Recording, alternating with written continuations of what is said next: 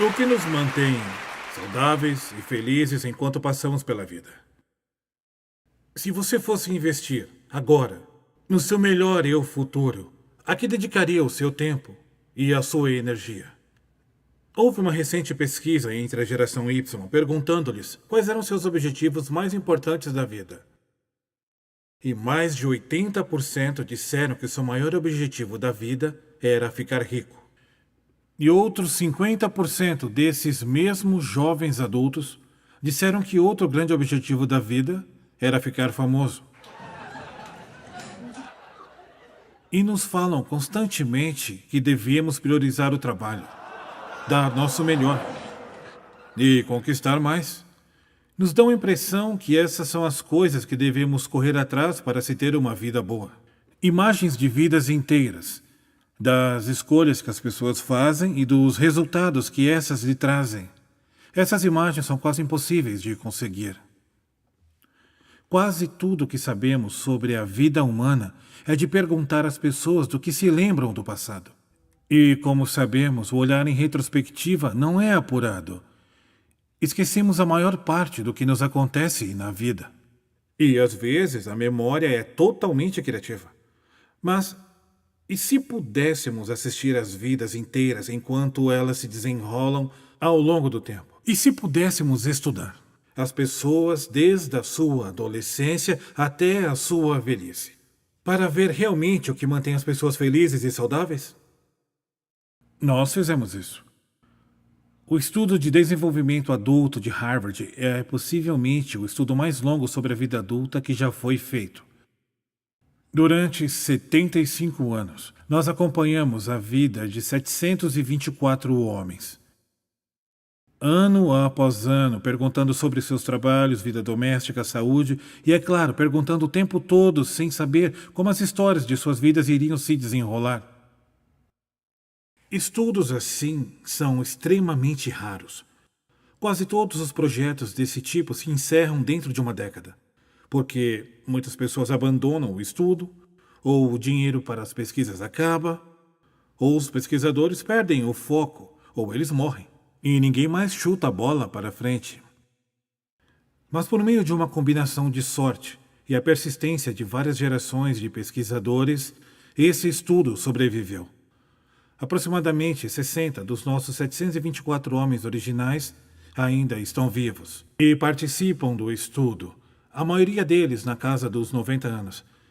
E agora começamos a estudar os mais de 2.000 filhos desses homens. E eu sou o quarto diretor nesse estudo.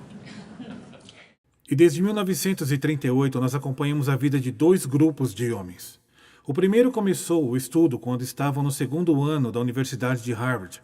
Todos terminaram a faculdade durante a Segunda Guerra Mundial e a maioria foi servir na guerra. E o segundo grupo que acompanhamos era um grupo de garotos dos bairros mais pobres de Boston.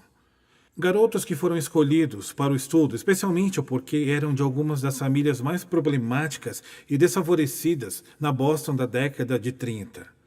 A maioria vivia em prédios populares, muitos sem água corrente, fria e quente. Quando eles entraram no estudo, todos esses adolescentes foram entrevistados, fizeram exames médicos. Nós fomos às suas casas e entrevistamos os seus pais. E então esses adolescentes se tornaram adultos que seguiram diversos caminhos na vida. Tornaram-se operários, advogados, pedreiros e médicos. Um deles se tornou presidente dos Estados Unidos. Alguns desenvolveram o alcoolismo, uns poucos sofreram de esquizofrenia, e alguns deles ascenderam socialmente do fundo até o topo. E alguns fizeram essa jornada na direção oposta. Os fundadores desse estudo, nem nos meus sonhos mais loucos, imaginariam que eu estaria aqui hoje, 75 anos depois, contando-lhes que o estudo ainda continua. A cada 2 anos, nossa equipe, paciente e dedicada, contata nossos homens para saber se podemos enviar-lhes mais um bocado de perguntas sobre suas vidas. Muitos homens da Boston urbana nos perguntam: por que vocês ainda querem me estudar? Minha vida não é tão interessante assim. Os homens de Harvard nunca fizeram essa pergunta.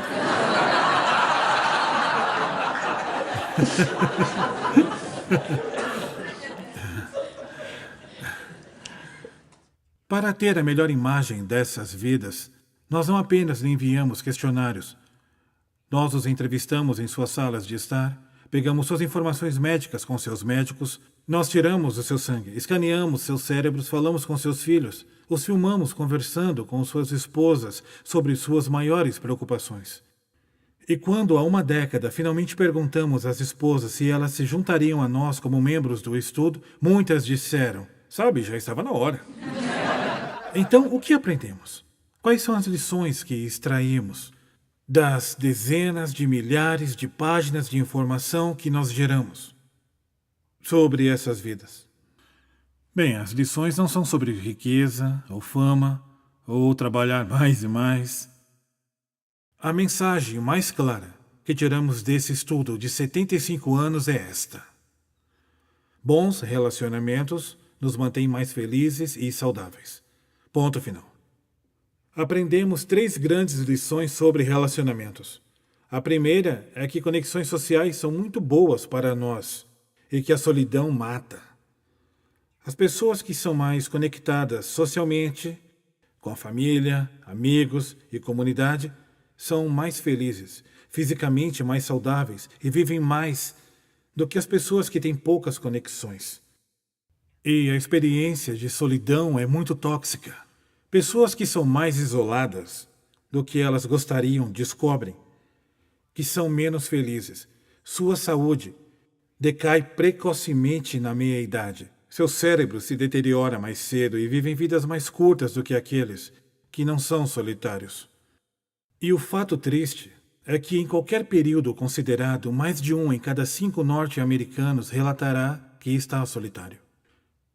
E nós sabemos que você pode sentir-se só numa multidão e pode sentir-se solitário num casamento. Então a nossa segunda grande lição é que não é apenas o número de amigos que você tem e não é se você está ou não em um relacionamento sério, mas sim a qualidade dos seus relacionamentos mais próximos é o que importa.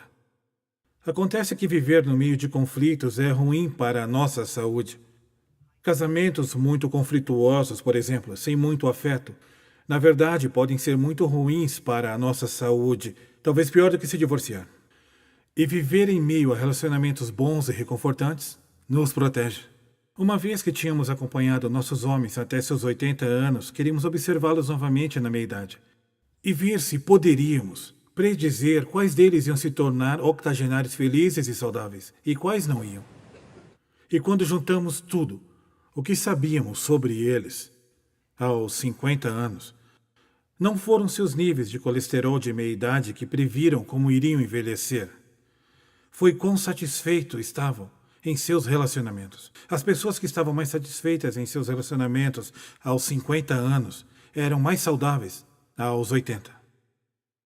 E relacionamentos bons e íntimos parecem nos proteger de algumas circunstâncias adversas de envelhecer.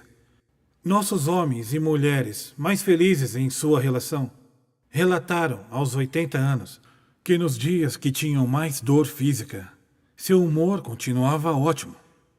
Mas as pessoas que estavam em relacionamentos infelizes, e nos dias em que elas tinham mais dor física, ela era intensificada pela dor emocional. E a terceira grande lição que aprendemos sobre relacionamentos e nossa saúde é que relações saudáveis protegem não apenas o nosso corpo, mas também nossos cérebros. Ocorre que estar em um relacionamento íntimo e estável com uma pessoa aos 80 anos é algo protetor. Que as pessoas que estão em relacionamentos nos quais sentem que podem contar com outra pessoa em caso de necessidade têm suas memórias preservadas por mais tempo. E as pessoas em relacionamentos nos quais elas sentem que realmente não podem contar com a outra são as que acabam tendo declínio de memórias mais cedo. E esses relacionamentos bons não têm que ser tranquilos o tempo todo. Alguns dos nossos casais octogenários podiam discutir um com o outro, dia sim, dia não, mas contanto que sentissem que poderiam contar um com o outro quando as coisas ficassem difíceis. E aquelas discussões não prejudicavam suas memórias. Então, essa mensagem de que relações próximas e saudáveis são boas para a saúde e bem-estar, isso é uma sabedoria antiga. Por que é tão difícil de assimilá-la e tão fácil de ignorá-la? Bem, somos humanos. O que nós realmente gostaríamos é de um conserto rápido. Algo que nós poderíamos obter, que tornaria nossas vidas boas e as manteria assim. Relacionamentos são confusos e complicados, e o trabalho duro de zelar pela família e pelos amigos não é sexy ou glamuroso. E também é para a vida inteira. Nunca cessa. As pessoas em nosso estudo de 75 anos, que eram as mais felizes após aposentadas, foram as que batalharam para substituir colegas de trabalho por companheiros. Assim como a geração Y, naquela pesquisa recente, muitos de nossos homens, quando estavam se tornando jovens adultos, realmente acreditavam que fama, riqueza e grandes conquistas eram o que eles precisavam correr atrás para ter uma boa vida. Mas, repetidas vezes ao longo desses 75 anos, nosso estudo tem mostrado que as pessoas que se deram melhor foram aquelas que estiveram bem relacionadas com a família, com amigos e com a comunidade. E aí, sobre você? Digamos que esteja com 25, ou com 40, ou com 60 anos. Que tal buscar o que os relacionamentos têm a oferecer? Bem, as possibilidades são praticamente infinitas. Pode ser algo tão simples quanto trocar o tempo de tela por tempo com pessoas, ou reviver uma relação antiga fazendo algo totalmente novo juntos, longas caminhadas ou encontros à noite. Ou contatar aquele membro da família com quem você não fala há anos, porque aquelas brigas de família tão comuns deixam marcas terríveis nas pessoas que guardam rancor. Eu gostaria de encerrar com uma citação de Mark Twain. Mais de um século atrás, ele estava se lembrando de sua vida e escreveu isso. Não há tempo. Tão curta é a vida para discussões banais, desculpas, amarguras, tirar satisfações. Só há tempo para amar. E até mesmo para isso, é só por um instante. Uma vida boa se constrói com bons relacionamentos. Obrigado.